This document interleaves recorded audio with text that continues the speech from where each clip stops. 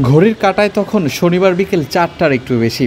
শেরে Bangla national cricket স্টেডিয়ামে ব্যস্ত সময় পার করছেন মাঠ কর্মীরা। কয়দিন আগেও যেখানে মিরপুর হোম ক্রিকেটের আউটফিল্ডের ঘাস কেটে ছোট করা হয়েছিল, আর সেই ঘাসকে বড় করার জন্য সবুজ ফিল্ডে কীটনাশক প্রয়োগ করছেন মাঠ কর্মীরা। বোঝার বাকি নেই, পাকিস্তান সিরিজের জন্যই তৈরি হচ্ছে মিরপুরের এই ক্রিকেট স্টেডিয়াম।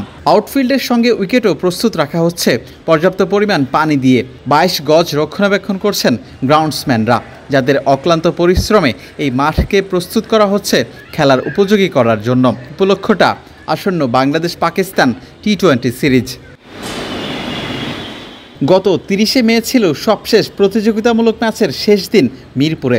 বাংলাদেশ ইমার্জিং দল এবং দক্ষিণ আফ্রিকা ইমার্জিং দলের দ্বিতীয় আনঅফিসিয়াল টেস্টের পর আর কোনো ম্যাচ হয়নি শেরে বাংলাতে। আন্তর্জাতিক ম্যাচ হয়েছিল গত বছরের অক্টোবরে। বাংলাদেশ সাউথ আফ্রিকা টেস্ট সিরিজের প্রথম ম্যাচ। ১ মাসেরও বেশি সময় ধরে মিরপুরের উইকেট এবং আউটফিল্ড নিয়ে কাজ করছেন মাঠ কর্মীরা। এই ২২ গজ নিয়ে তো কত আলোচনা সমালোচনা। স্লো এবং লো উইকেট নিয়ে স্বয়ং ক্রিকেটারদেরই বারবার অভিযোগ করতে দেখা গেছে। উইকেটগুলো প্রত্যাশা অনুযায়ী বিহেভ করছে না, রানের পাহাড় দেখা যায় না মিরপুরের উইকেটে। যদিও গত বিপিএলে মিরপুরের উইকেটের কিছুটা উন্নতি লক্ষ্য করা গিয়েছিল, আবারও লম্বা সময় পর মিরপুরে আয়োজিত হচ্ছে আন্তর্জাতিক ম্যাচ। পাকিস্তানের সঙ্গে ৩ ম্যাচ টি-20 সিরিজের সবকটি ম্যাচই আয়োজন হচ্ছে মিরপুর হোম ক্রিকেটে। কুড়ি ওভারের এই সিরিজে দর্শকদের জন্য থাকছে কি কোনো চমক? মিরপুরের পুরনো চেহারা কি বদলাচ্ছে? এখন দেখা হচ্ছে, হ্যাঁ সেটা তো ডেফিনেটলি এখনও তো একটু ওয়েট ওয়েদার, অনেক কিছুই আছে। এটা গ্রাউন্ডসের মাহবুব ভাইকে সেদিন জিজ্ঞেস করলে ভালো হতো, উনি আরও ভালো বলতে পারতেন।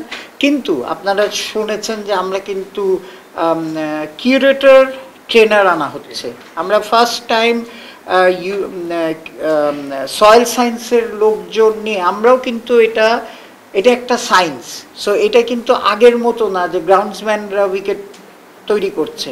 সো আমরা যেটা গ্রাউন্ডস কমিটিও কিন্তু ম্যাসিভ একটা তারা প্ল্যান করেছে, এই টনি হেমিংস বা ওই রকম লেভেলের একটা